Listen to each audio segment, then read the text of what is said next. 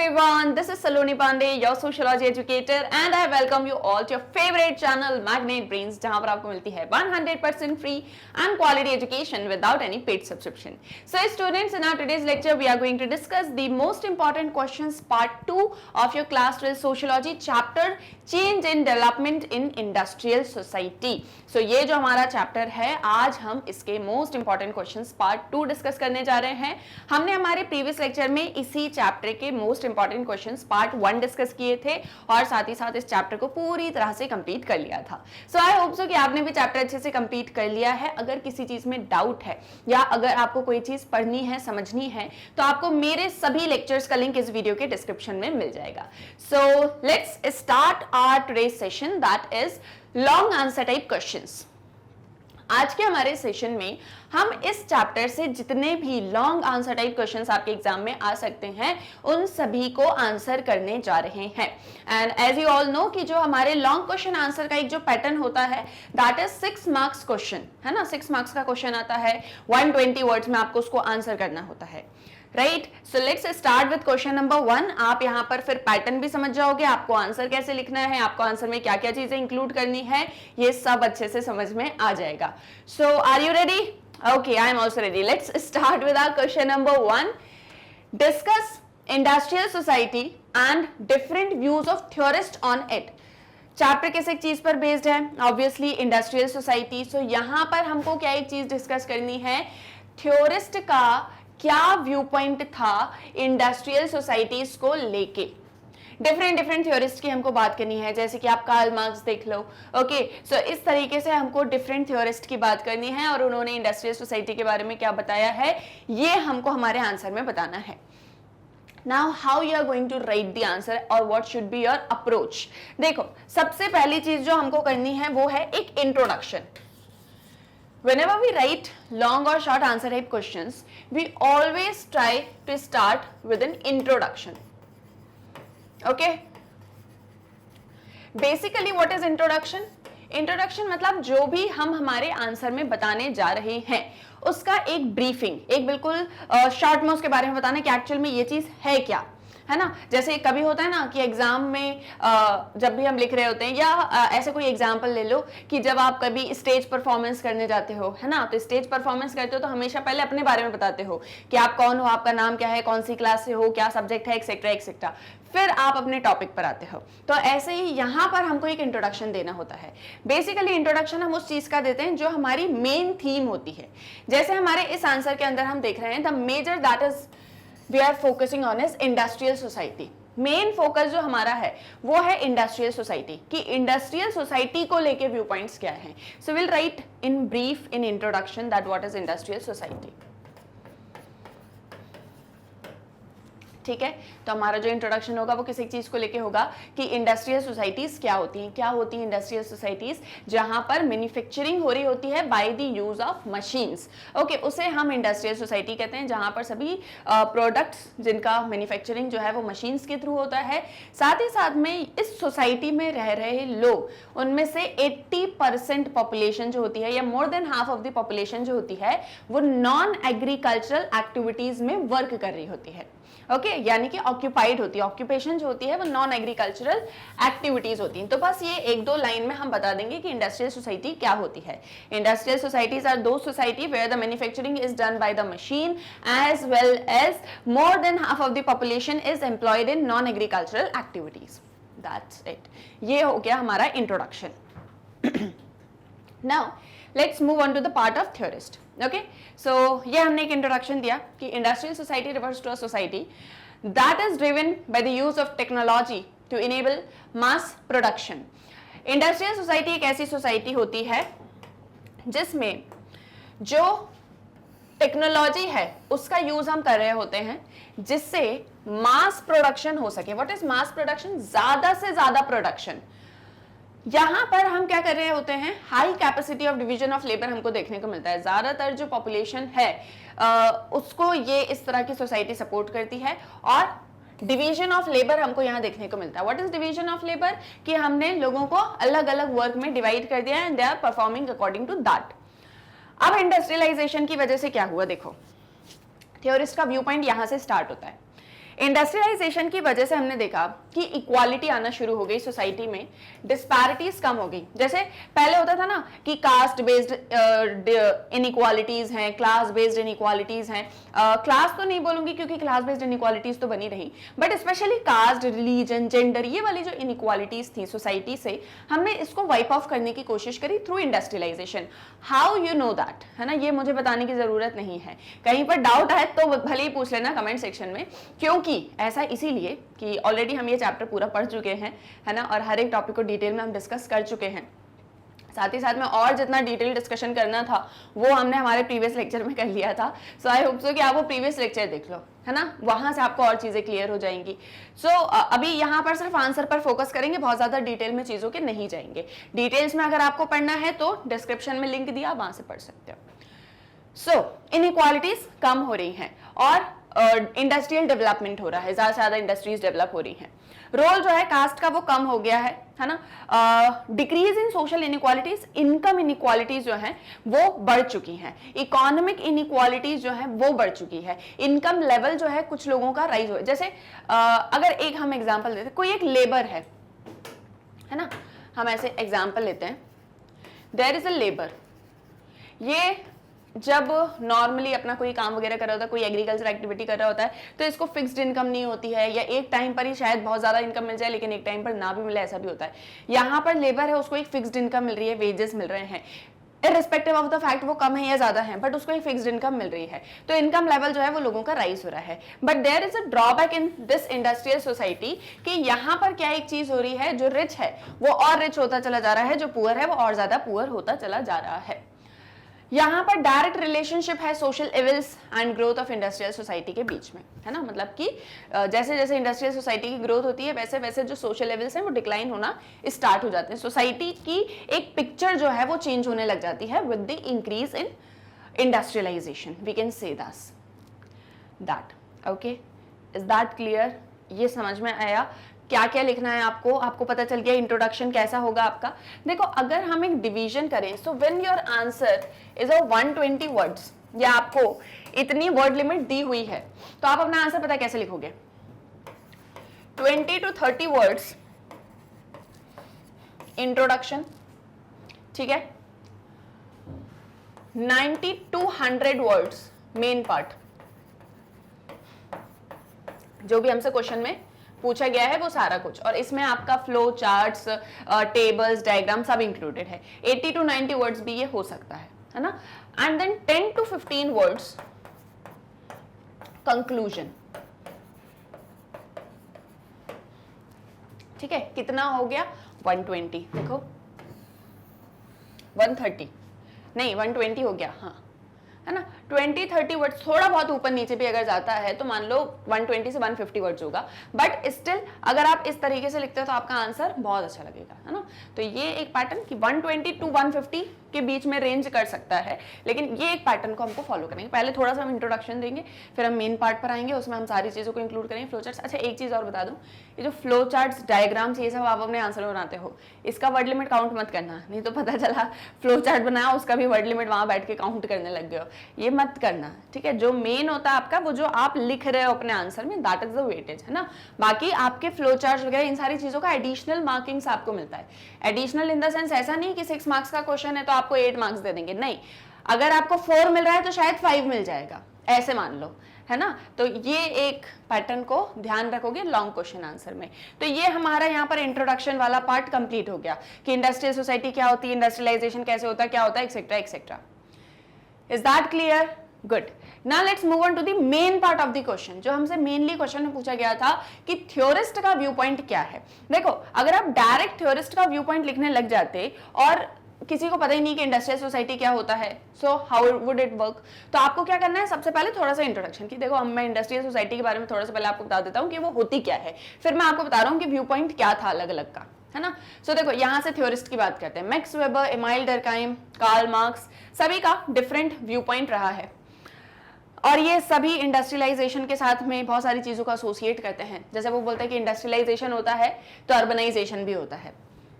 बोलते हैं कि अर्बनाइजेशन तो होता है, साथ साथ में जो एक फेस टू फेस रिलेशनशिप हुआ करती थी ना रूरल एरियाज में, वो धीरे धीरे करके कम होने लग जाती है।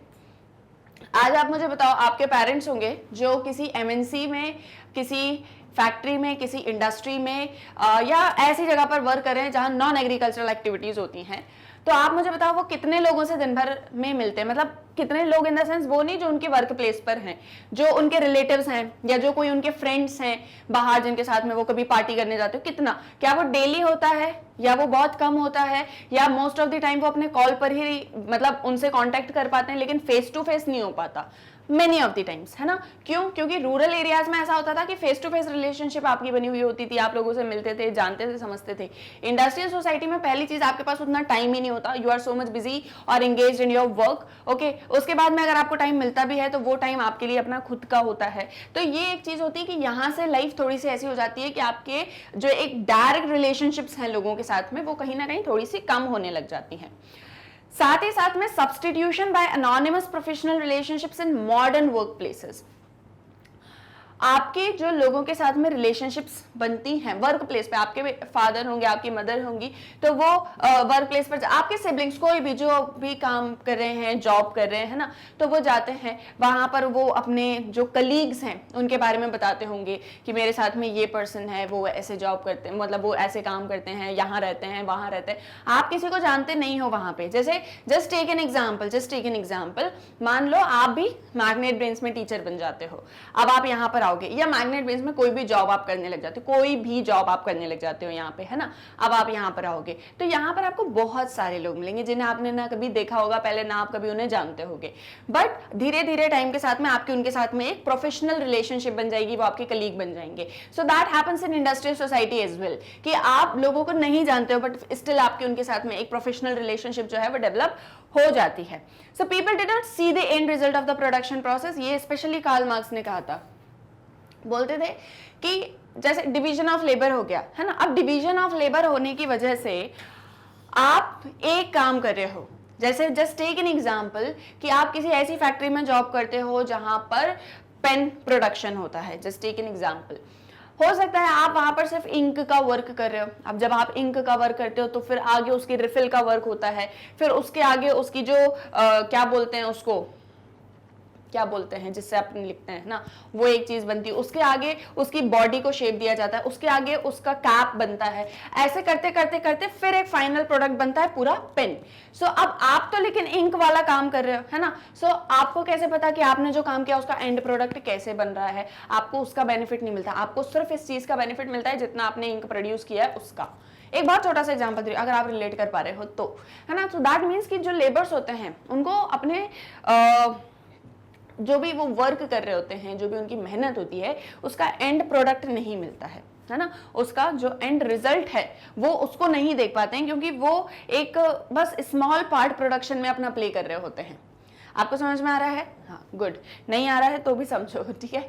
मतलब ये छोटे मोटे एग्जांपल्स ऑलरेडी पहले दे चुकी हूँ, ये जो मैं एग्जांपल्स आपको दे रही हूँ ये रिपीटेड है, जो मैंने आपको क्लास में पढ़ाए हैं। Okay, so according to them, industrialization involves a detailed division of labor, and their work is often exhaustive and repetitive, but it was much better from being unemployed. अब जैसे मान लो कोई पर्सन है, वो किसी फैक्ट्री में जाते हैं और फैक्ट्री में जाके सिर्फ उनका एक ही काम है, इंक बनाना। पेन की फैक्ट्री में वो जॉब कर रहे हैं, है ना, तो उनका सिर्फ एक ही काम है, इंक बनाना। डेली अपने घर से आते हैं, सुबह 9 साढ़े 9 बजे निकलते हैं, 10 बजे फैक्ट्री में आते हैं, वहां पर आके इंक बनाते हैं, शाम के 5-6 बजे तक इंक बनाते हैं, फिर रात में घर जाते हैं, खाना पीना खा के सो जाते हैं, फिर डेली आते हैं। ऐसा वो डेली करते हैं। आप भी डेली एक ही तरह की घर में जब मम्मी सब्जी बना देती ना 3-4 बार हफ्ते में, तो आप बोर हो जाते हो, मम्मी क्या आपने डेली डेली एक ही सब्जी बना दी है, हम बोर हो गए इसे खा खा के, है ना। अब आप सोचो कि वो पर्सन डेली सिर्फ और सिर्फ एक काम करते हैं 8 आवर्स डेली, है ना, कोई गैप नहीं, कोई कुछ नहीं, डेली आओ बस यही काम करना, कुछ और नहीं करना है आपको। आप तो 3-4 दिन में बोर हो जाते हो, वो डेली करते हैं। तो दैट इज समथिंग कि इंडस्ट्रीज में जो लोग वर्क कर रहे होते हैं उनका वर्क बड़ा ही रिपीटेटिव होता है। जैसे मैंने आपको बताया डिवीजन ऑफ लेबर, ठीक है। मैंने आपको क्या बताया, क्या हो रहा है, डिवीजन ऑफ लेबर हो रहा है। डिवीजन ऑफ लेबर, जैसे मैंने कहा कि अगर कोई पेन फैक्ट्री में वर्क कर रहा है तो पेन में क्या इंक यूज होती है, तो कोई एक पर्सन है ना, मतलब कुछ ग्रुप्स हैं जो इंक बनाने का काम कर रहे हैं, कुछ हैं जो उसकी रिफिल का काम कर रहे हैं, कुछ हैं जो पेन की कैप बना रहे हैं, कुछ है जो पेन की बॉडी बना रहे हैं, है ना, और कुछ हैं जो उसको मिलके फाइनल शेप दे रहे हैं. तो obviously there are certain group of people who are doing this work, there are certain group of people doing this and this. तो ऑब्वियस है ना कि डेली अगर आप आके यही काम करोगे तो that is repetitive, that is exhaustive, आप एक दिन बोर हो जाओगे, आपका मन नहीं लगेगा. बट स्टिल अनएम्प्लॉयड होने से बेटर है कि कुछ ना कुछ तो आपको वर्क करने को मिल ही रहा है ना. तो इसीलिए ये एक व्यू पॉइंट भी किन्होंने, थ्योरिस्ट ने दिया. मार्क्स स्पेसिफिकली उनकी बात करते हैं. देखो, Marx specifically emphasized upon his concept of alienation of labor, whereby he illustrated how a laborer or a worker is disconnected with the product he is producing. Marks यहाँ पर एक टर्म देते हैं, बड़ा इंपॉर्टेंट टर्म है, जैसे बोला जाता है alienation of labour. Alienation of labour का मतलब ये है कि जैसे मैंने आपको बताया ना कि कोई इंक प्रोड्यूस करने का काम कर रहा है, तो एट लास्ट उसका जो फाइनल प्रोडक्ट बन रहा है, जो एक पेन बन रहा है, वो उससे बहुत दूर है. उसने तो इसमें सिर्फ इतना कॉन्ट्रीब्यूशन दिया कि उसने एक इंक बनाया है, और एक्चुअल में इतना रिपीटेटिव, इतना एग्जॉस्टिव वर्क होता है कि वो एक्चुअल में क्या प्रोड्यूस कर रहे हैं उन सारी चीजों से बहुत ही एलिनेट हो जाते हैं, है ना, बहुत ही अलग हो जाते हैं. तो एलिनेशन ऑफ लेबर का कंसेप्ट उन्होंने दिया. उन्होंने कहा कि एक लेबर जो है वो अपने सर्वाइवल के लिए, अपनी बेसिक नीड्स को मीट आउट करने के लिए वर्क कर रहा होता है ना, तो बार बार रिपीटेटिव एग्जॉस्टिव वर्क करता है. तो इवेंचुअली मिक्स्ड रिव्यूज रहे हैं थ्योरिस्ट के on the effects of industrialization. जैसे अब अगर हम बात करें कि Karl Marx and Gandhi,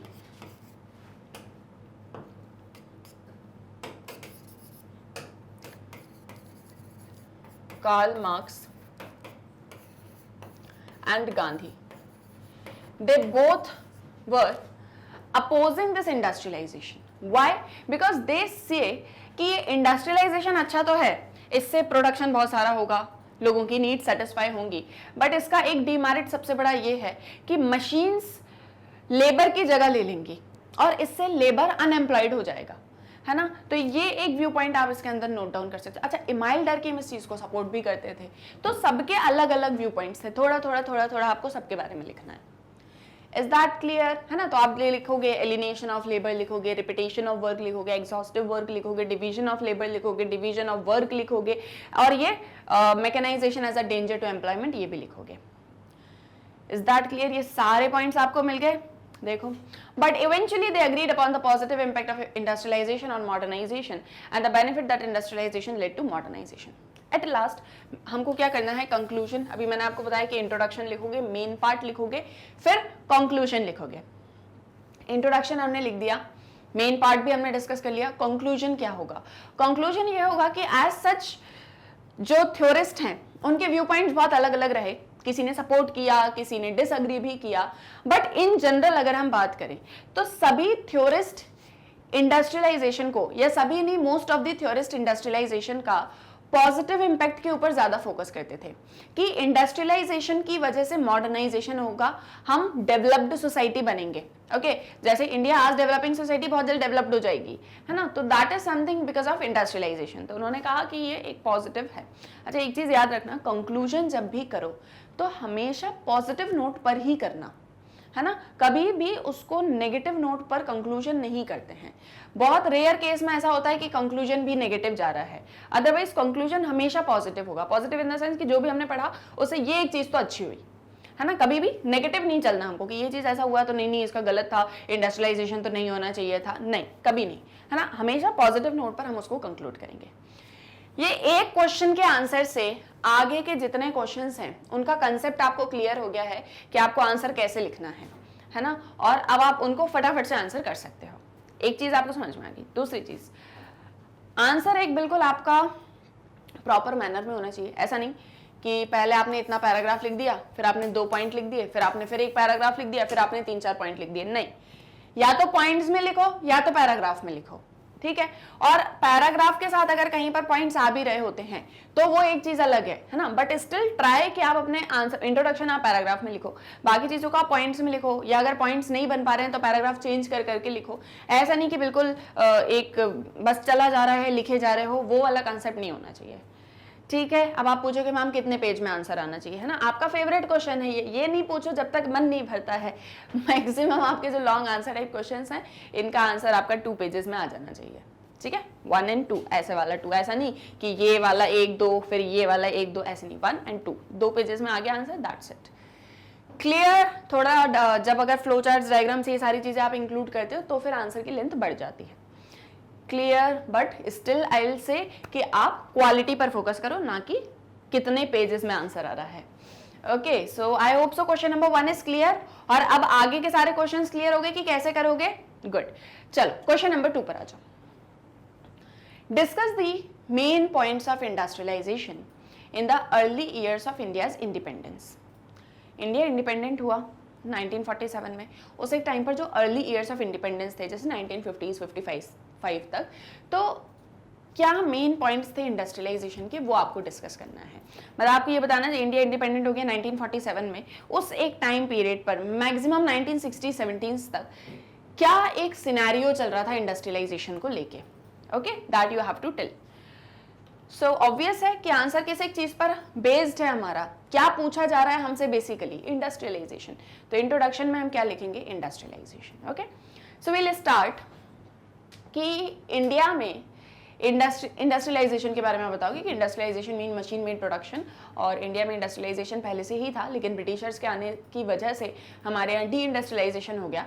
Britishers ने इंडिया की इकोनॉमी को बहुत ज़्यादा एक्सप्लॉइट किया, है ना। और जब इंडिया इंडिपेंडेंट हुआ तो इंडिया के सामने बहुत सारी प्रॉब्लम्स थी। सबसे बड़ी प्रॉब्लम थी पावर्टी, दूसरी प्रॉब्लम थी कि लोगों के पास में जॉब नहीं थी, है ना, मतलब देवर अनएम्प्लॉयड। तीसरी प्रॉब्लम ये भी थी कि सोसाइटी में बहुत सारी ऐसी चीज़ें चल रही थी जिनको हमको करेक्ट करना था।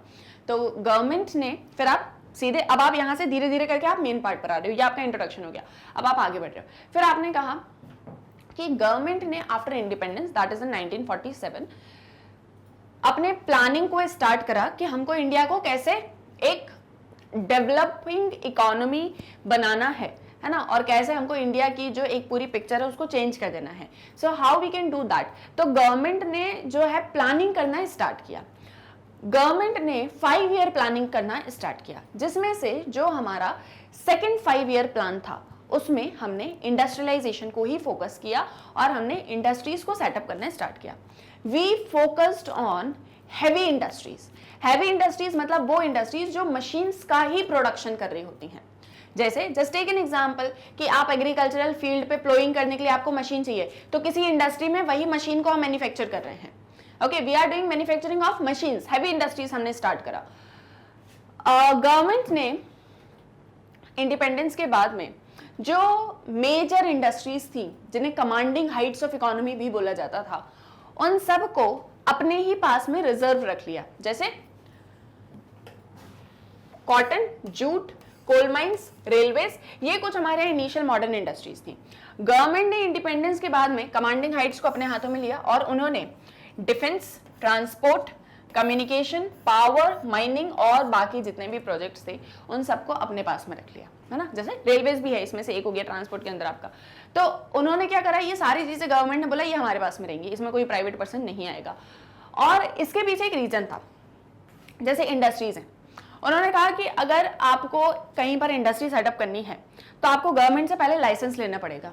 गवर्नमेंट आपको लाइसेंस देगी तब जाकर आप कहीं पर इंडस्ट्री ओपन कर सकते हो। तो गवर्नमेंट ने ऐसा क्यों किया? गवर्नमेंट ने ऐसा इसलिए किया क्योंकि अगर हम देखें, मान लो ये इंडिया है, इस एक टाइम पर बॉम्बे, कलकत्ता, मद्रास, ये आपका सबसे ज्यादा डेवलप्ड थे, है ना। यहाँ पर इंडस्ट्रीज वगैरह सब कुछ सेटअप थी। बाकी एरियाज उतने ज्यादा डेवलप नहीं थे, है ना। ब्रिटिशर्स ने इन्हीं चीजों के ऊपर मेन फोकस किया था, यहीं से ट्रेड, एक्सपोर्ट, ये सारा कुछ होता था। गवर्नमेंट ने बोला कि अगर हम लोगों को फ्री छोड़ देंगे कि आप इंडस्ट्री सेटअप कर सकते हो जहां आप चाहो, तो शायद ऐसा होगा कि सबसे ज्यादा इंडस्ट्रीज इन्हीं 3 एरियाज में होंगी, बाकी कहीं इंडस्ट्रीज ही नहीं होंगी। ऐसे इकोनॉमी डेवलप भी नहीं कर पाएगी, कुछ रीजन्स ही डेवलप कर पाएंगे। तो उन्होंने बोला आप हमसे लाइसेंस लो, और लाइसेंस लेके वो ये एक चीज इंश्योर करते थे कि इंडस्ट्रीज पूरे इंडिया में डेवलप हों, सब जगह डेवलप हों, है ना। तो ये एक चीज उन्होंने जो है इससे करना स्टार्ट करी। इंडस्ट्रियलाइजेशन के लिए अब आपको लाइसेंस एक्वायर करना बहुत ज्यादा जरूरी था। पावर हो गया, है ना, डिफेंस हो गया, ये सारी चीजों का कंट्रोल गवर्नमेंट के हाथों में था। इंडिया मिक्स्ड इकोनॉमिक पॉलिसी के ऊपर फोकस करती थी। मतलब इंडिया जो है वो ना ही सोशलिस्ट है, वो ना ही कैपिटलिस्ट है, इंडिया है मिक्स्ड इकोनॉमी, कि हमारे यहाँ गवर्नमेंट भी है और हमारे यहाँ प्राइवेट पर्सन भी है जो मिलके आपस में साथ में काम करते हैं। तो कुछ कुछ सेक्टर्स गवर्नमेंट ने अपने पास में रख लिए, कुछ कुछ सेक्टर्स गवर्नमेंट ने प्राइवेट लोगों को दे दिए, है ना, कि आप जाओ और आप इसमें भी डेवलपमेंट करो। Within that, government try to ensure licensing policy। देखो अभी मैंने आपको बताया कि इंडस्ट्रीज पूरे रीजन्स में हो।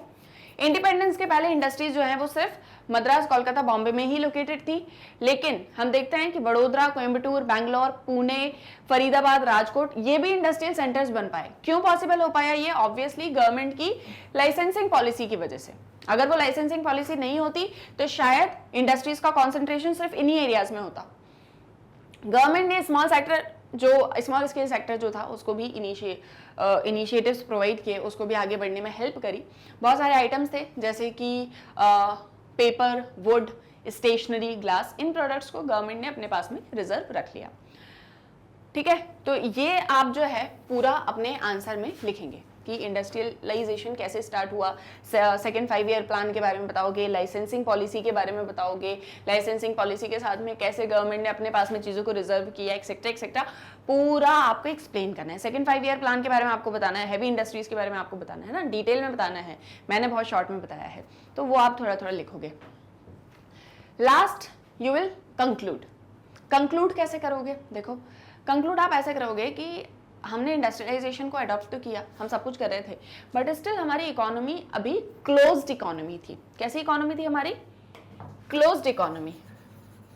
हम किसी के साथ में ट्रेड नहीं करते थे, कुछ भी नहीं करते थे, जो भी है इंडिया के अंदर ही सारा कुछ चल रहा था। इसकी वजह से जो हमारी गवर्नमेंट है उसको लॉसेस फेस करने पड़ रहे थे, हमारे पास उतना फंड्स भी नहीं बचा था। तो फाइनली गवर्नमेंट ऑफ इंडिया ने 1991 में मेजर इकोनॉमिक रिफॉर्म्स किए और उसमें हमने एलपीजी की पॉलिसी को अडॉप्ट किया, that is liberalization, privatization and globalization, और हमने हमारी इकोनॉमी को ओपन कर दिया।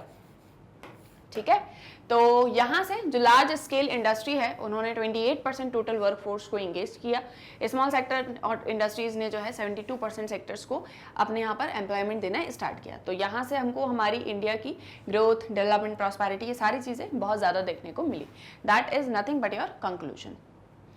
क्लियर कि इंडिपेंडेंस की स्टार्टिंग में तो हमने ये सारी चीज़ें करी, लेकिन फिर हमने देखा कि हमको उससे उतना प्रॉफिट नहीं हो रहा है। So in 1991 we adopted major economic reforms, that is LPG.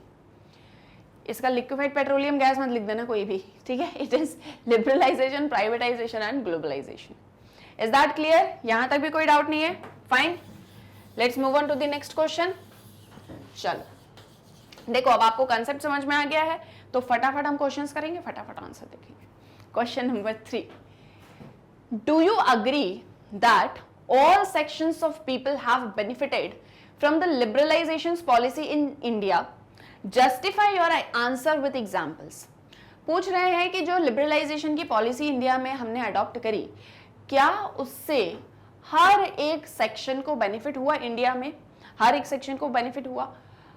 आप जो भी आंसर दे रहे हैं उसको एग्जाम्पल के साथ में एक्सप्लेन करें। तो क्या बेनिफिट हुआ या नहीं, हाँ या ना में जवाब दो। ठीक है, ऐसा नहीं मैम हुआ तो लेकिन यहाँ ऐसा हुआ, मैम ऐसा तो हुआ पर यहाँ ऐसा हुआ, नहीं, हाँ या ना में मुझे आपका जवाब चाहिए, हुआ है या नहीं हुआ है। बेसिकली आपका लिबरलाइजेशन क्या एक चीज होती है जहां पर हमने आपको लिबर्टी प्रोवाइड कर दी है ना, लेजेस फेयर सुना है ना, फ्री ट्रेड करो, आपस में एक दूसरे के साथ में इंटरेक्शंस करो, कम्युनिकेशन करो, और साथ ही साथ में ग्लोबलाइजेशन था, so one economy is linked with another economy, साथ ही साथ में लेस इंटरफेरेंस ऑफ गवर्नमेंट। तो ये सारी चीजें है आपकी लिबरलाइजेशन पॉलिसी के अंदर। Basically what you have to write in your answer. देखो क्वेश्चन, क्या सभी सेक्शंस बेनिफिट हुए? सो आंसर है नो, है ना, और मैं ऐसे मान के चल रही हूँ कि 99% का आंसर नो ही होगा। एक आध का हो सकता है ह्यूमन एरर, है ना, कि यस बोले हो, बट ठीक है, अगर बोले भी थे तो एटलीस्ट अब आपको आंसर पता चल जाएगा, कोई दिक्कत नहीं है। सबसे पहली चीज, नहीं, सबको बेनिफिट नहीं हुआ। कैसे नहीं हुआ, क्यों नहीं हुआ? बेसिकली लिबरलाइजेशन क्या होगा? सबसे पहले आप अपना आंसर स्टार्ट करोगे that no, I do not agree that all sections of people have benefited from the liberalizations policies in India. फिर आप इसके बाद में बताओगे कि लिबरलाइजेशन क्या होती है। बेसिकली लिबरलाइजेशन, अभी मैंने आपको बताया कि इंडिया पहले एक क्लोज्ड इकोनॉमी हुआ करती थी, आफ्टर लिबरलाइजेशन हमने उसको ओपन इकोनॉमी बना दिया। ठीक है, अब एक एग्जाम्पल लो, ठीक है, एक एग्जाम्पल से समझो। मान लो ये एक घर है ना, ये एक घर है, इसमें एक इंट्रोवर्ट पर्सन रहता है, इसमें एक एक्सट्रोवर्ट पर्सन रहता है, इसमें एक ऐसा पर्सन रहता है जो ना ही इंट्रोवर्ट है ना ही एक्सट्रोवर्ट है। 3 लोग रहते हैं इस घर के अंदर। ये घर हमेशा बंद रहता है, ठीक है, ये घर जो है हमेशा बंद रहता है, पूरा लॉक रहता है, इसके लोग कभी बाहर नहीं निकल सकते। खाना वाना सब उनको यहीं अंदर ही मिल जाता है, सारी चीजें सब हो जाती हैं, बाहर नहीं निकल सकते ये लोग, ये अंदर ही रहेंगे, ठीक है। इंट्रोवर्ट को तो बहुत मजा आ रहा है, ठीक है, उसको कोई दिक्कत नहीं है। जो ना इंट्रोवर्ट है ना एक्सट्रोवर्ट है वो एडजस्ट कर ले रहा है। जो एक्सट्रोवर्ट है उसको ऐसा लग रहा है यार क्या इन्हीं दोनों के साथ में दिन भर रहना पड़ता है, बिल्कुल मजा नहीं आ रहा है, ठीक है, ऐसे चल रहा है। अब अभी ये कैसा होम है? क्लोज्ड होम है। अब मान लो एक दिन ऐसा होता है हमने इसको कर दिया ओपन, ठीक है, हमने इसको क्या कर दिया? ओपन कर दिया। एक्सट्रोवर्ट, इंट्रोवर्ट और एक नॉर्मल पर्सन जो ना इंट्रोवर्ट है ना एक्सट्रोवर्ट है। अब ये हो गई ओपन।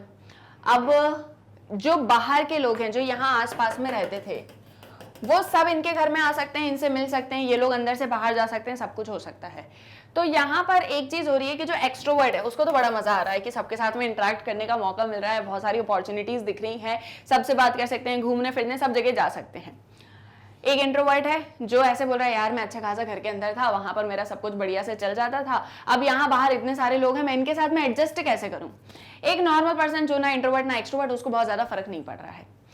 नाउ ऐसे मान लो कि आपकी इकोनॉमी में भी 3 सेक्टर्स हैं कि नहीं है? 3 सेक्टर हैं आपकी इकोनॉमी में। एक है प्राइमरी सेक्टर, ठीक है, एक है आपका सेकेंडरी सेक्टर, एक है आपका टर्जरी सेक्टर, है कि नहीं, है ना? एक प्राइमरी, एक सेकेंडरी, एक टर्जरी सेक्टर। टर्जरी सेक्टर सर्विसेज प्रोवाइड करता है, primary sector agricultural activities and manufacturing, और जो आपका माइनिंग, सॉरी, प्राइमरी एक्टिविटीज में एग्रीकल्चर एंड माइनिंग, और आपका जो सेकेंडरी सेक्टर हो गया वो हो गया मैन्युफैक्चरिंग।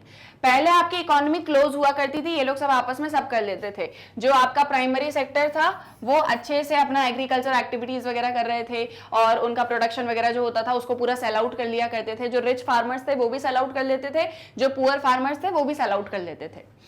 जो आपका इंडस्ट्रियल वाला सेक्टर था, इंडस्ट्रीज वगैरह डेवलप हो रही थी लेकिन उसको उतना कंपटीशन नहीं मिल रहा था, मतलब डेवलप तो हो रही थी, चल तो रहा था काम, लेकिन उतना ज्यादा ग्रोथ नहीं मिल रहा था।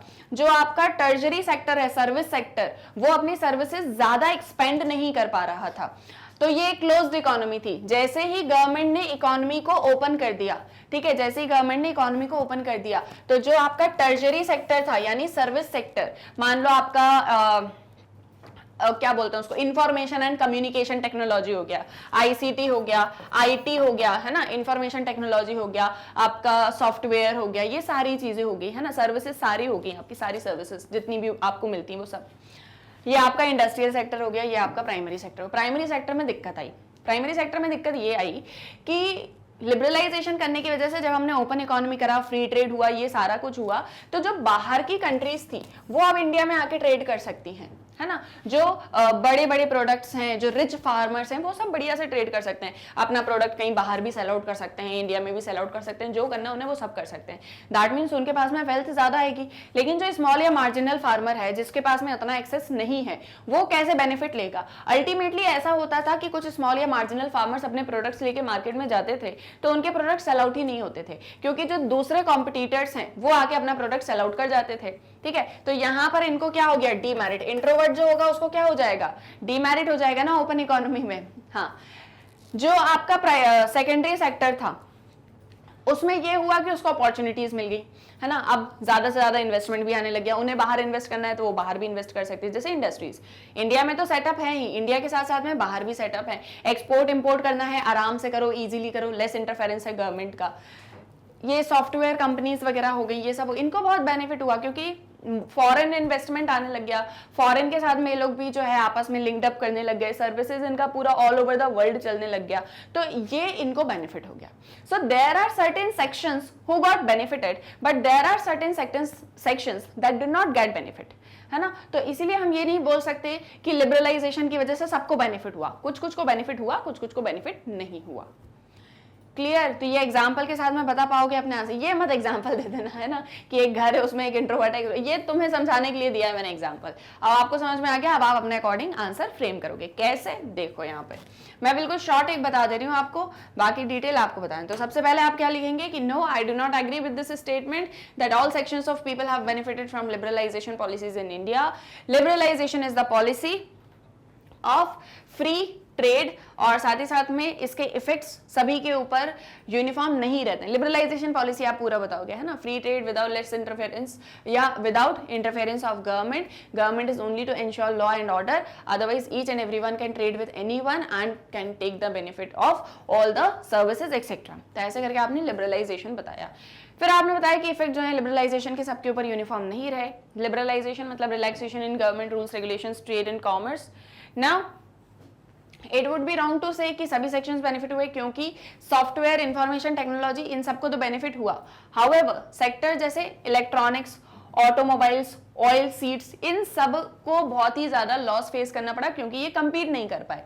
जैसे मैंने आपको कहा, मैंने आपको बताया ना कि घर में एक ऐसा पर्सन भी है जो घर में रह के भी खुश है, बाहर रहेगा तो भी खुश ही रहेगा, है ना। ये है हमारा tertiary sector. Industries, as such industries हमारे यहाँ डेवलप हो रही थी। अब जैसे आप मान लो ऑटोमोबाइल इंडस्ट्री, इंडिया में ऑटोमोबाइल इंडस्ट्री थी, ऑलरेडी एग्जिस्ट कर रही थी, है ना, और अपने प्रोडक्ट्स बना रही थी, सेल आउट कर रही थी लोगों को। लेकिन जब ऐसा हुआ कि इंडिया में जो ऑटोमोबाइल इंडस्ट्री है उसको फॉरेन मार्केट के साथ में compete करना पड़ा, तो फॉरेन के और भी ऐसी बहुत सारी ऑटोमोबाइल इंडस्ट्रीज वगैरह थी जो इंडिया में सेटअप हो गई, या वो अपने प्रोडक्ट्स इंडिया में सेल आउट करने लग गई। तो अब ऐसा होता था कि आज भी हम लोग करते हैं, आज भी हम लोग जो है जब कोई चीज परचेस करने जाते हैं तो हम ये थोड़ी ना देखते हैं कि ये इंडिया में बनी है या ये बाहर बनी है, हम देखते हैं कि कितना क्वालिटी है, कितना ड्यूरेबिलिटी है, कितना अमाउंट लग रहा है, सबसे इंपॉर्टेंट ये होता है ना। तो उस अकॉर्डिंग हमने परचेस करना स्टार्ट कर दिया। अल्टीमेटली फॉरेन प्रोडक्ट्स को फायदा हुआ, इंडिया के प्रोडक्ट्स को उतना बेनिफिट नहीं हो पाया। ऑयल सीड्स ले लो, स्पेशली फार्मर्स को ले लो, फार्मर्स को सब्सिडी नहीं मिल पाई, ऐसे में सपोर्ट प्राइसेस नहीं मिल पाए। क्यों? क्योंकि गवर्नमेंट का लेस इंटरफेरेंस था। देखो लिबरलाइजेशन का मतलब ये था आप इकोनॉमी को ओपन कर दो, सब आपस में ट्रेड कर लेंगे, आप किसी को कोई बेनिफिट नहीं दोगे। जैसे फॉर एग्जाम्पल आपकी क्लास में बहुत सारे स्टूडेंट हैं, है ना, कुछ टॉपर्स भी हैं, कुछ एवरेज स्टूडेंट भी हैं, कुछ पुअर स्टूडेंट भी हैं, है ना। गवर्नमेंट क्या करती है, या आपके जो स्कूल टीचर होती हैं, आपकी स्कूल टीचर क्या करती हैं, पढ़ाती तो वो सबको है ना, पढ़ाती सबको है, सेम पढ़ाती है, सब कुछ करती हैं, लेकिन थोड़ा सा स्पेशल फोकस रखती हैं पुअर स्टूडेंट्स के ऊपर, क्योंकि वो बेचारे नहीं पढ़ पा रहे हैं। पुअर स्टूडेंट का मतलब आई एम टॉकिंग अबाउट जो फेल हो जाते हैं, जिनके मार्क्स नहीं आ पाते, उनकी बात मैं कर रही हूँ। तो वो थोड़ा इनके ऊपर ज्यादा ध्यान देती हैं कि यार इनके भी अच्छे मार्क्स आ जाएं, ये लोग भी अच्छे से अपनी पढ़ाई लिखाई कर लें, सारा कुछ इनके पेरेंट्स इतना इनको पढ़ा रहे हैं, ये वो। तो टीचर क्या करती हैं, ऐसे स्टूडेंट्स के ऊपर ज्यादा ध्यान देती हैं जो थोड़े से पढ़ाई लिखाई में उनका माइंड उतना शार्प नहीं है, या थोड़े से वीक स्टूडेंट्स हैं, ऐसे हम बोल सकते हैं ना। तो मैं यहाँ पुअर की जगह वीक लिख देती हूँ, एक काम करती हूँ, ठीक है, जो वीक स्टूडेंट्स हैं। अब एक दिन ऐसा होता है कि आप लोग बोलो कि यार टीचर इन लोग को बहुत ज्यादा वो करती है, हम लोग को तो करती नहीं है, एक काम करो अब से टीचर किसी को सपोर्ट नहीं करेंगी, ठीक है, टीचर अब से किसी को कोई सपोर्ट नहीं देंगी, सब आपस में एक दूसरे से कंपटीशन करेंगे। टीचर का काम है पढ़ाना, टीचर पढ़ा के चली जाएंगी। अब उसके बाद में कोई बच्चा पढ़ रहा है या नहीं पढ़ रहा है, ये उसकी प्रॉब्लम है, मान लो ऐसा कर देते हैं, ठीक है। तो अब क्या होगा, जो टॉप करने वाला है वो तो टॉप करेगा, एवरेज शायद थोड़ी और मेहनत करे तो टॉप कर जाएगा, लेकिन स्टिल उसको भाई मेहनत तो डबल करनी ही पड़ेगी। लेकिन जो वीक है उसको दिक्कत आएगी, क्योंकि अभी तक जो एक उसको स्पेशल ट्रीटमेंट मिल रहा था वो नहीं मिल पाएगा। फार्मर्स हैं, स्मॉल या मार्जिनल फार्मर्स हैं, है ना, इंडिया के कंसेप्ट में अब इस एक चीज को समझो, स्मॉल या मार्जिनल फार्मर्स हैं, इनके पास में इतना ज्यादा वेल्थ तो है नहीं, इतने ज्यादा रिच तो ये है नहीं, तो ये कहाँ से कैसे करेंगे। तो गवर्नमेंट इनको सब्सिडी देती थी। सब्सिडी ऐसे देती थी कि जैसे मान लो आपको अपने फार्म पे, है ना, आपको अगर अपने फार्म पर कोई इनपुट लगाना है या कोई मशीन खरीदनी है और वो मशीन 5000 की आ रही है, तो गवर्नमेंट बोलती थी कि 3000 आप लाओ, 2000 हम दे देंगे, आप मिलके खरीद लेना। लेकिन अब लिबरलाइजेशन हो गया, गवर्नमेंट का सपोर्ट नहीं रहेगा, गवर्नमेंट का इंटरफेरेंस नहीं रहेगा, तो ऐसे में जो स्मॉल और मार्जिनल फार्मर्स थे उनको और ज्यादा दिक्कतें होने लग गई, है ना। तो अल्टीमेटली क्या एक चीज हो रही है कि जो रिच है वो और रिच हो रहा है, जो पुअर है वो और ज्यादा पुअर होता चला जा रहा है, जो टॉपर है वो और टॉप कर रहा है, जो वीक स्टूडेंट है वो और फेल होता चला जा रहा है। होगा ना ये। तो कैसे हम बोल दें कि लिबरलाइजेशन की वजह से सभी को बेनिफिट हुआ या जितने भी सेक्टर्स थे उन सभी ने इस एक चीज का बेनिफिट लिया? तो नहीं लिया। Okay, so I hope so answer आपको क्लियर हुआ। अब देखो आगे, तो हमने हमारे आंसर में इन सारे पॉइंट्स को इंक्लूड कर दिया और उसके बाद में हम हमारा कंक्लूजन लिख देंगे कि इसीलिए जो हम मतलब इन सारे एग्जांपल्स के साथ में हम ये सपोर्ट करते हैं कि लिबरलाइजेशन पॉलिसी सभी को बेनिफिट नहीं करी। क्लियर? तो बेसिकली आप इस तरह के क्वेश्चन में क्या कर रहे हो, पहले आप इंट्रोडक्शन में बता रहे हो कि भैया मैं एग्री कर रहा हूँ या नहीं कर रहा हूँ, फिर पूरे एग्जाम्पल दिया और लास्ट में कंक्लूड कि इस कारण की वजह से मैं एग्री कर रहा हूँ या नहीं कर रहा हूँ। क्लियर? समझ में आया?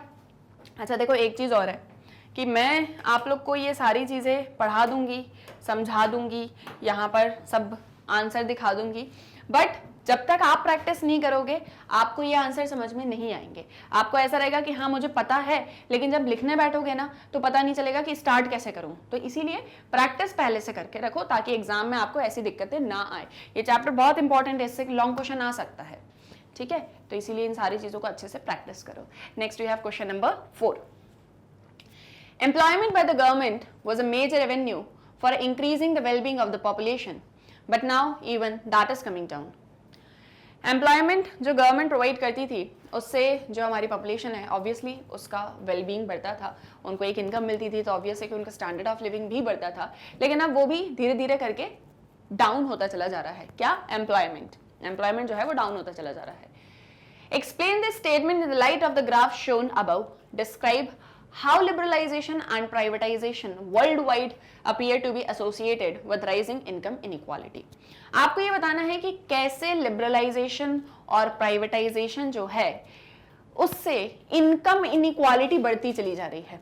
ठीक है, कैसे लिबरलाइजेशन प्राइवेटाइजेशन की वजह से इनकम इनइक्वालिटी जो है वो बढ़ती चली जा रही है। तो देखो एक चीज हम जानते हैं, लिबरलाइजेशन अभी मैंने आपको बताया कि कैसे कंपटीशन बढ़ गया।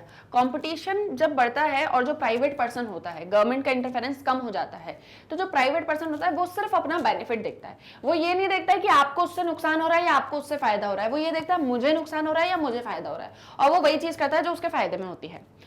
प्राइवेटाइजेशन इज सेम है ना, लिबरलाइजेशन के साथ में आप प्राइवेटाइजेशन समझ रहे हो।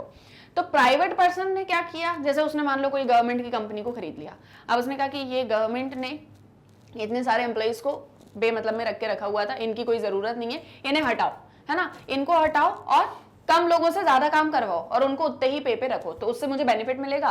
मुझे ज्यादा लोगों को सैलरी नहीं बांटनी, मुझे कम लोगों को बांटनी और मुझे उन्हीं से सारा काम करवाना है। तो दैट इज द प्राइवेटाइजेशन। अब ये चीजें होंगी तो ऑब्वियस है कि एम्प्लॉयमेंट कम होगा ही, एम्प्लॉयमेंट कम होगा, स्टैंडर्ड ऑफ लिविंग कम होगा, और इन सारी चीजों की वजह से इनकम इनइक्वालिटी आएगी कि जो रिच है वो और ज्यादा रिच होता चला जाएगा, जो पुअर है वो और ज्यादा पुअर होता चला जाएगा। यही हमको हमारे आंसर में लिखना है। इंट्रोडक्शन में आप ऑब्वियस है कि पहले आप बताओगे कि लिबरलाइजेशन क्या है, फिर आप बताओगे प्राइवेटाइजेशन क्या है, फिर आप ये भी बताओगे कि गवर्नमेंट जो है वो एम्प्लॉयमेंट अब धीरे धीरे करके कम क्यों हो रहा है। इसे की स्टेटमेंट को आप एक्सप्लेन करोगे कि धीरे धीरे करके ये पॉपुलेशन में जो एम्प्लॉयमेंट है वो कम क्यों हो रहा है, क्योंकि गवर्नमेंट का इंटरफेरेंस लेस है। गवर्नमेंट का इंटरफेरेंस कब से लेस है? 1991 से। पहले इकोनॉमी के कमांडिंग हाइट्स गवर्नमेंट के पास में थे, लेकिन 1991 में हमने मेजर इकोनॉमिक रिफॉर्म्स करे, एलपीजी को अडॉप्ट करा, तब से जो है गवर्नमेंट का इंटरफेरेंस कम हो गया। गवर्नमेंट का इंटरफेरेंस कम, प्राइवेट पर्सन का इंटरफेरेंस ज्यादा, private person only looking for his और हर बेनिफिट, और इसकी वजह से अल्टीमेटली एम्प्लॉयमेंट धीरे धीरे करके नीचे आ रहा है। अब ये आप पूरे एक्सप्लेन करोगे। आप इसमें लिबरलाइजेशन में अभी जो हमने पूरा बताया फार्मर्स और इन सभी के बारे में कि कॉम्पिटिशन जो है वो बढ़ चुका है। फॉरेन गुड्स के सामने इंडियन गुड्स उतने अच्छे से compete नहीं कर पा रहे थे, तो अल्टीमेटली इस कंपटीशन के बढ़ने की वजह से इकोनॉमी में और ज्यादा इनइक्वालिटीज आने लग गई, है ना। रिच हो गया, पुअर और ज्यादा पुअर हो गया, तो इनकम इनइक्वालिटी आई। प्राइवेटाइजेशन में आप ये चीज लिखोगे, आप इसमें एक एग्जाम्पल दोगे मॉडर्न फूड्स वाला, कि मॉडर्न फूड्स एक गवर्नमेंट की इंडस्ट्री थी जहां पर हेल्दी ब्रेड बनती थी, लेकिन गवर्नमेंट ने जब इसको डिसइन्वेस्टमेंट करके प्राइवेट पर्सन को दे दिया, तो उन्होंने स्टार्टिंग के पहले 5 सालों में 60% एम्प्लॉइज को बोला कि आप रिटायरमेंट ले लो, वीआरएस ले लो, वॉलंटरी रिटायरमेंट ले लो, है ना, और ऐसे करके जो है धीरे धीरे करके एम्प्लॉयमेंट के नंबर्स को कम कर दिया। तो इसकी वजह से भी अल्टीमेटली इनकम इनइक्वालिटी बढ़ी कि जो लोगों की जॉब चली गई, है ना, उनकी जॉब चली गई, जो रिच है वो और रिच होता चला गया। बस ये पूरा आपको अपने आंसर में यहाँ पर एक्सप्लेन करना है। ग्राफ वगैरह देंगे तो ग्राफ वगैरह के थ्रू एक्सप्लेन कर देना।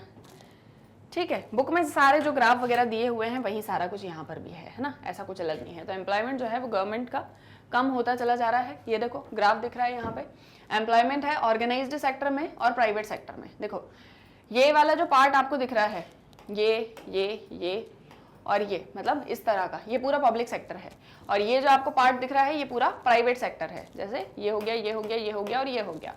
तो आप देखो कि पब्लिक सेक्टर यानी गवर्नमेंट और प्राइवेट सेक्टर प्राइवेट पर्सन, ये कितने लोगों को एम्प्लॉयमेंट दे रहे हैं ऑर्गेनाइज्ड सेक्टर में। अनऑर्गेनाइज्ड की तो हम बात ही नहीं करते, ठीक है। अनऑर्गेनाइज तो हमको पता है कि 99% जो है वो अनऑर्गेनाइज्ड में ही काम कर, 90% अनऑर्गेनाइज्ड में काम कर रहा है। 10-12% इंडिया में ऑर्गेनाइज्ड सेक्टर में लोग वर्क करते हैं, है ना। तो देखो इसमें कि 2006, 8, 10, 12 गवर्नमेंट एम्प्लॉयमेंट हमको ज्यादा दिख रहा है, ठीक है, as compared to private employment. और अच्छा एक चीज और देखो कि ये गवर्नमेंट एम्प्लॉयमेंट कम होता चला जा रहा है, ठीक है, थोड़ा थोड़ा, बहुत ही माइनर लेकिन कम हो रहा है। प्राइवेट एम्प्लॉयमेंट थोड़ा थोड़ा सा बढ़ा है, बहुत थोड़ा थोड़ा सा, लेकिन स्टिल उतना नहीं दे पा रहे हैं जितना गवर्नमेंट देती है। तो अल्टीमेटली इससे क्या होगा कि इंडिया को बहुत बड़ी प्रॉब्लम फेस करनी पड़ेगी अनएम्प्लॉयमेंट की। Okay, so India primarily farming region है। सर्विस सेक्टर जैसे स्टोर्स हो गए, बैंक्स हो गया, आईटी इंडस्ट्री, होटल, ये सभी सर्विसेज ज्यादा से ज्यादा लोगों को हायर करती है। अर्बन मिडिल क्लास एक्सपेंड कर रही है ना।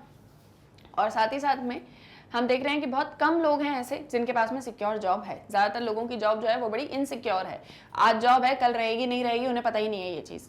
तो वो प्राइवेट सेक्टर में ये सारी चीजें चलती हैं। जैसे आप भी कभी पूछो अपने पेरेंट्स से, अगर आपको इस चीज का नॉलेज नहीं है तो आप अपने पेरेंट्स से पूछो पहले तो वो कौन से सेक्टर में वर्क करते हैं, प्राइवेट में या गवर्नमेंट में या सेमी गवर्नमेंट में। सेमी गवर्नमेंट में ऐसा होता है कि गवर्नमेंट का भी शेयर होता है और प्राइवेट पर्सन का भी शेयर होता है। तो बात आपको बताएंगे कौन सा सेक्टर में जॉब करते हैं। अगर आप उनसे पूछोगे गवर्नमेंट सेक्टर और आप उनसे पूछोगे सिक्योरिटी है आपके जॉब की, तो वो बोलेंगे कि हाँ बेटा रिटायरमेंट तक मेरी सिक्योरिटी है एट प्रेजेंट। और अगर आप पूछोगे प्राइवेट तो वो बोलेंगे कि हाँ देखो जब तक चल रहा है अभी तो है जॉब मेरी बढ़िया से, अभी चल रहा है कोई दिक्कत नहीं है, लेकिन कब होगी कब नहीं होगी they are not sure about this thing, ठीक है। तो ये चीजें होती हैं आपके प्राइवेटाइजेशन लिबरलाइजेशन की वजह से। ये देखो डिस्ट्रीब्यूशन वैल्यू ऑफ फिनिश्ड बीड़ी, एक सेंसस 2011 का बताया है इसमें कि एक पूरा बता रहे हैं कि जो बीड़ी इंडस्ट्री है जो वर्क करती है, होम बेस्ड इंडस्ट्री है, तो उसमें कैसे कैसे किस किस का कितना शेयर है। तो देखो डिस्ट्रीब्यूटर का शेयर हमको ये पूरा 41% देखने को मिल रहा है। मैन्युफैक्चरर का शेयर आपको यहाँ पर देखने को मिल रहा है 19.44%, इनपुट 19.44%, ये आपका बीड़ी वर्कर्स और ये आपका मैन्युफैक्चरर ही है ना ये, हाँ नहीं ये पूरा सेम ही है, एक ही जन का है। तो ये इस तरीके डिस्ट्रीब्यूटर, हाँ तो ये इस तरीके से क्या दिखा रहे हैं कि कैसे पूरा डिस्ट्रीब्यूशन वैल्यू में एक फिनिश्ड बीड़ी बनता है, ठीक है, होम बेस्ड इंडस्ट्री में। सो यहाँ पे बता रहे हैं कि गवर्नमेंट जॉब पहले जो है सिग्निफिकेंट सोर्स होते थे पॉपुलेशन के वेलबींग का, लेकिन अब वो भी धीरे धीरे करके कम हो रहा है। इकोनॉमिस्ट इस चीज़ से डिसअग्री करते हैं, है ना, क्योंकि ग्लोबल लिबरलाइजेशन ये सब जो है वो बढ़ते चले जा रहे हैं। कभी कभी इकोनॉमिस्ट डिसअग्री भी कर रहे होते हैं क्योंकि लिबरलाइजेशन प्राइवेटाइजेशन लिंक होते हैं इनकम इनइक्वालिटी के साथ में। गवर्नमेंट जो है वो बहुत सारे प्रोग्राम्स चलाती है जॉब्स को सिक्योर करने के लिए, है ना, लेकिन still secure jobs large industries में डिक्लाइन कर रहे हैं। ये जो कंपनीज होती हैं ये एक्चुअली जॉब्स प्रोवाइड करती हैं to the people in the surrounding areas, but they pollute the environment. Industries वगैरह हैं सेटअप हो जाती हैं, अल्टीमेटली इन्वायरमेंट को ही पल्यूट करती हैं। तो मैंने बताया ना आपको कि they just see their benefit, इसके अलावा उन्हें और कुछ नहीं देखना होता। तो आप आंसर कैसे लिखोगे, आपको समझ में आ गया, सारे पॉइंट्स आप बताओगे इसमें। Is that clear? 4 क्वेश्चंस कर लिए, आंसर भी कर लिए, समझ में आ रहा है सारा कुछ, I hope so. Okay good. कहीं भी किसी भी तरह का कोई डाउट होगा तो वो आप कमेंट सेक्शन में पूछ सकते हो। Now we have another question, that is question number 5। What do you understand by home based work? The above pie chart shows how the value of the finished BD is distributed. The manufacturer gets the maximum amount because of the image of the brand. Showing the power of images elaborate. अच्छा देखो इसमें एक थोड़ा सा दिक्कत है, ये जो आपको दिख रहा है ये मैं distribution of value of finished bidi, ये क्वेश्चन नंबर 5 में आएगा आपका, है ना। वो यहाँ पर गलती से जो है उसका इमेज लग गया है, बट इट्स ओके, हम यहाँ से देख लेंगे इसको। देखो आपको दिखेगा यहाँ पे, समझो ये जो डिस्ट्रीब्यूटर है इसका 19.44% शेयर है, ठीक है। जो मैन्युफैक्चरर है उसका 41.66% शेयर है। जो कॉन्ट्रैक्टर है उसका 2.77 शेयर है, जो बीड़ी वर्कर है उसका 16.66 शेयर है, जो इनपुट्स हैं उनका 19.44 शेयर है। तो ये डिस्ट्रीब्यूशन वैल्यू है कि जब बीड़ी प्रोड्यूस होती है तो उसमें किसका कितना कितना शेयर होता है, कौन उसमें कितना कितना कंट्रीब्यूट कर रहा है। तो हम देख रहे हैं कि यहाँ पे सबसे ज्यादा कंट्रीब्यूशन जो है वो मैन्युफैक्चरर का है ना। तो ये इस तरीके से पूरा इसको डिस्ट्रीब्यूट किया हुआ है। अब जो क्वेश्चन है वो ये बोल रहा है कि आप होम बेस्ड वर्क से क्या समझते हो। इस पाई चार्ट में डिस्ट्रीब्यूशन बताया गया है, मैन्युफैक्चरर को सबसे ज्यादा अमाउंट मिल रहा है क्योंकि ब्रांड उसका है ना। तो ये जो है हमको इमेजेस के थ्रू देखने को मिल रहा है, इसको इलेबोरेट करना है। एक्चुअल में वो ये बोलना चाह रहे हैं कि जैसे कि एक एग्जाम्पल पेन का ही ले लेते हैं ना, पेन मेरे हाथ में रहता है तो ये एग्जाम्पल मुझे सबसे अच्छा लगता है। ये पेन है, ये प्रोड्यूस हुआ, इसको प्रोड्यूस करने में कितने वर्कर की मेहनत लगी होगी। एक बहुत छोटा सा एग्जांपल ले लो, चलो ये तो बहुत छोटी सी चीज है, इसमें भले उतनी मेहनत ना लगे। Just take an example of iPhone, iPhone का एग्जांपल ले लो। अच्छा, आईफोन को बनने में ऑब्वियस है कि बहुत सारे वर्कर्स एम्प्लॉयड होंगे, सभी काम कर रहे होंगे, आपस में पार्ट्स को अटैच करना, कभी कहाँ से टेक्नोलॉजी को यूज कर रहे हैं, क्या वो सारा कुछ काम कौन कर रहे हैं, सारे के सारे वर्कर्स कर रहे हैं। अब वर्कर को तो उसका वेजेस मिल जाता है। एक बहुत छोटा सा एग्जांपल ले लो, कोई जो आईफोन मैन्युफैक्चरिंग है पूरा इंडस्ट्री, उसमें वर्क कर रहे हैं है ना, वर्कर है, ऑब्वियसली वो कोई छोटा मोटा सा काम कर रहा होगा वहां पे है ना, कोई बड़ा भी काम कर रहा होगा। अब मान लो इसको कितना पे मिलता है, इसको मिलता है, बहुत छोटा सा एग्जांपल, 25K है ना, 25,000 पर वर्कर। एक बहुत अंदाजा ले लेते हैं, जो वर्कर्स लेबरर्स होते हैं जो काम कर रहे होते हैं उनको इतना मिलता है। एक आईफोन सेल कितने में होता है, 1.5 लाख, 1,50,000 में। अब ऐसे ही जस्ट टेक एन एग्जांपल, कितने 15 या 10 आईफोन सेल आउट होते हैं। एक बहुत छोटा सा एग्जांपल कि जो है आपके इतने आईफोन सेल आउट होते हैं, ये अमाउंट कितने में चला जाएगा, ये अमाउंट अप्रोक्सीमेटली 15 लाख के आसपास चला जाएगा, अप्रोक्सीमेटली है ना, 15 लाख के पास में ये अमाउंट चला जाएगा। और यहां पर मेरे पास में मान लो 10 वर्कर्स हैं, उनको मैं 25,000 सैलरी पे आउट कर रही हूं, तो मैक्सिमम मेरा 2.5 लाख लगेगा इनको पूरा सेल आउट करने में। मान लो मेरा थोड़ा बहुत जो है और भी खर्चा लग गया, 2.5 लाख खर्चा और लग गया मेरा है ना, सबको पे आउट और सब कुछ करने में, still I am getting 5 lakh. ये 5 लाख का बेनिफिट किसका है, जो मैन्युफैक्चरर है उसका, यानी कि जो मेन ओनर है उसका, जिसका ये प्रोडक्ट है उसका। तो दैट मीन्स कि यहां भले ही ये लोग कितनी ही मेहनत कर रहे हैं, but still most of the benefit goes to the owner और द जो जिसका ब्रांड वैल्यू होगा उसके पास में। तो वो यहाँ पर ये बता रहे हैं, एग्जांपल दे रहे हैं कि जैसे होम बेस्ड इंडस्ट्रीज होती हैं, अब बिड़ी इंडस्ट्री जो है वो होम बेस्ड इंडस्ट्री है कि नहीं, वहां पर सारा काम जो होता है वो घर से होता है। स्पेशली कौन कर रही होती है, जो वुमेन होती हैं, जो घर में बच्चे होते हैं, वो लोग ये सारा काम करते हैं बिड़ी को बनाने का, है ना, वो सारा काम करते हैं बिड़ी को बनाने का। अब उसमें जैसे यहां पर हम देखें, यहाँ पे जो इनपुट लगता है, कोई एक कॉन्ट्रैक्टर हो, जैसे कोई एक कॉन्ट्रैक्टर होता है, उस कॉन्ट्रैक्टर ने बोला कि मैं आपको बीड़ी प्रोड्यूस करवा के दूंगा, है ना, तो वो कहीं से वो तेंदुपत्ता लीव्स वगैरह सारा कुछ लेकर आया, डिस्ट्रीब्यूटर जो था उससे, ठीक है, उससे सारा कुछ जो है लेके आता है। ये डिस्ट्रीब्यूटर हो गया, ये कॉन्ट्रैक्टर हो गया। बोले ये यहाँ पर कुछ लोग हैं, बीड़ी वर्कर्स हैं, इनको दे दो, ये बीड़ी वर्कर्स हैं, 2.77 इनका कंट्रीब्यूशन देखने को मिल रहा है। ये रात भर दिन भर बैठ के उसको बना रहे हैं, रोल कर रहे हैं, सारा कुछ कर रहे हैं, पूरी मेहनत इनकी लग रही है। उसके बाद में कॉन्ट्रैक्टर हो गया, बीड़ी वर्कर हो गया, इनपुट भी मिल गए, सारा कुछ। उसके बाद में ये पूरा बन के प्रोड्यूस होके जाता है, सेल आउट होता है। सेल करने में इनको तो कुछ पैसे मिल जाते हैं, कॉन्ट्रैक्टर इनको कुछ पैसे दिलवा देता है। जैसे एक बहुत छोटा सा एग्जांपल हो कि 1 लाख का टेंडर लिया, 1 लाख का, है ना, अब कॉन्ट्रैक्टर को उसमें मिल रहे हैं कितने, 30,000, कितने मिल रहे हैं, 30,000। उसने बोला कि जितने भी बीड़ी वर्कर्स हैं मैं उनको 10,000 दे दूंगा, कितने दे दूंगा, 10,000 दे दूंगा। 20,000 किसके पास में बचा है, कॉन्ट्रैक्टर के पास में। इनपुट वगैरह थोड़ा बहुत उसने लगाया 5,000 का, 25,000 अभी भी इसके पास में है ना, सॉरी 15,000 अभी भी इसके पास में है। 80,000 का बेनिफिट किसका बेनिफिट दिख रहा है सबसे ज्यादा, मैन्युफैक्चरर का। तो इस तरीके से आप ये जो इंडस्ट्रीज होती हैं, ये जो वर्क होता है, जैसे इसमें कार्ल मार्क्स ने जो बात करी थी ना, एलिनेशन ऑफ लेबर, आपको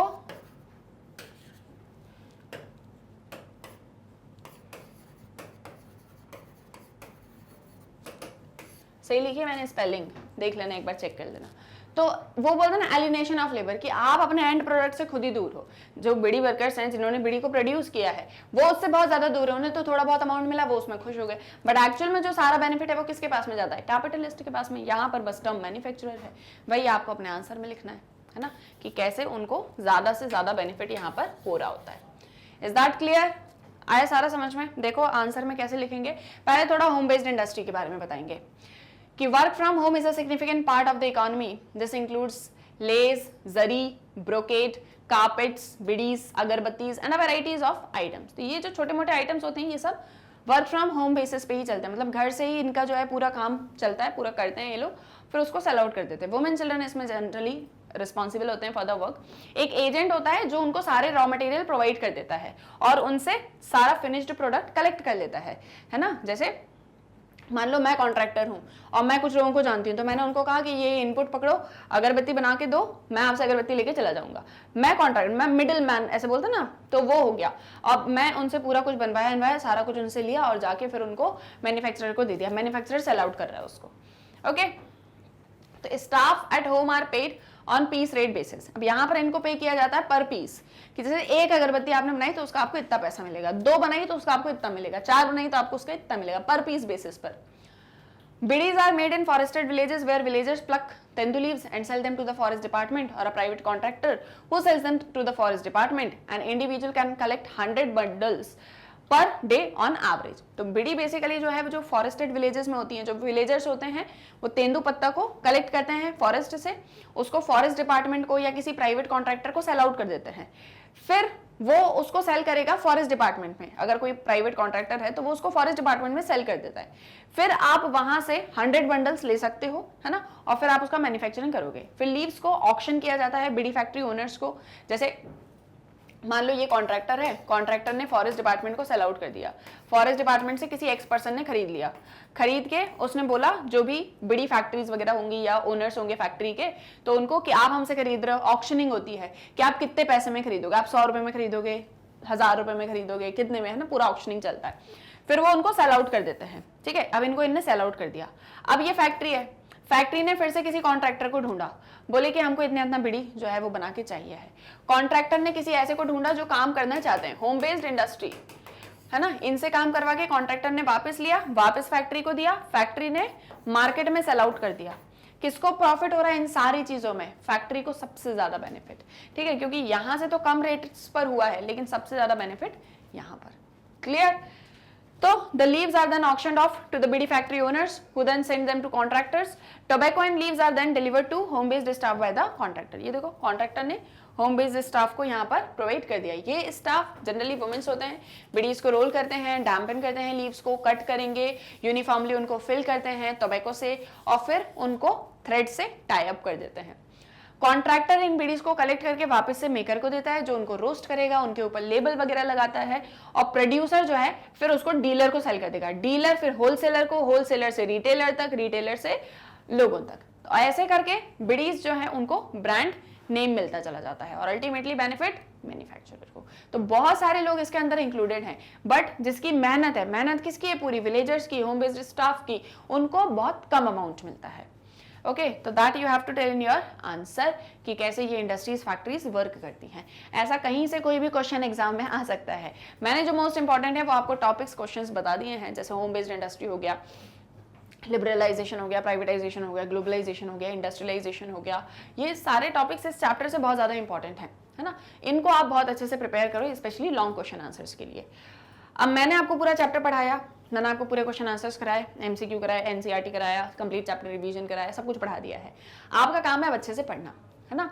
मैंने अपनी तरफ से पूरा 100-200% सब दे दिया, आपको अब उसको पढ़ना है ना। पढ़ के मेरे साथ में डिस्कस करना है, आंसर्स लिखना है, प्रैक्टिस करना है। वो ऐसा होता है ना, स्पून फीडिंग मैंने पूरा कर दिया है, अब चबा के खाना आपको है उसको, ठीक है। तो अब आपको क्या एक चीज़ करना है कि खुद से उसको मेहनत करो, खुद से प्रैक्टिस करो, आंसर लिख के देखो। कहीं कोई डाउट आता है, ये चीज़ नहीं समझ में आई, वो चीज़ समझ में नहीं, तुरंत पूछो मुझसे कमेंट सेक्शन में, ठीक है। और इसी के साथ में अच्छे से अपनी पढ़ाई करो। कोई डाउट है तो कमेंट सेक्शन में पूछ सकते हो, कोई लेक्चर देखना है तो वीडियो का लिंक दिया है डिस्क्रिप्शन में, वहां से देख सकते हो। इसी के साथ में हम मिलेंगे नेक्स्ट लेक्चर में, जहां पर हम और भी टॉपिक्स को डिटेल में डिस्कस करेंगे। तब तक अपनी अच्छे से पढ़ाई करो। जाते जाते एक छोटी सी इन्फॉर्मेशन कि आप मैग्नेट ब्रेन्स की वेबसाइट को कैसे एक्सेस कर सकते हो। As you all know, daily lectures आपको मैग्नेट ब्रेन्स के यूट्यूब चैनल पर मिलते हैं। साथ ही साथ जो मैग्नेट ब्रेन्स की ऐप है वो भी प्ले स्टोर पर अवेलेबल है, तो वहां से आप उसको ऐप को डाउनलोड कर सकते हो। और जो मैग्नेट ब्रेन्स की वेबसाइट है दैट इज www.magnetbrains.com। इसे आप जैसे ही गूगल पर एंटर करोगे आपके सामने ये magnet brains education platform open हो जाएगा। यहाँ पर आपको किसी भी क्लास का, कोर्स का वीडियो लेक्चर देखना है, फ्री ऑफ कॉस्ट आप देख सकते हो, कोई दिक्कत परेशानी नहीं है। जो भी class, course, subject, chapter, lecture पढ़ना है, just click on it, click on watch now और वीडियो हो जाएगा ओपन। यहाँ पर आपको हमारे टॉपर्स भी मिलेंगे, हमारे टॉप कोर्सेज भी मिलेंगे, हाई क्वालिटी एजुकेशन मिलेगी विद बेस्ट टीचर्स। तो जो भी class, course, subject, chapter, lecture आपको पढ़ना है आराम से पढ़ो।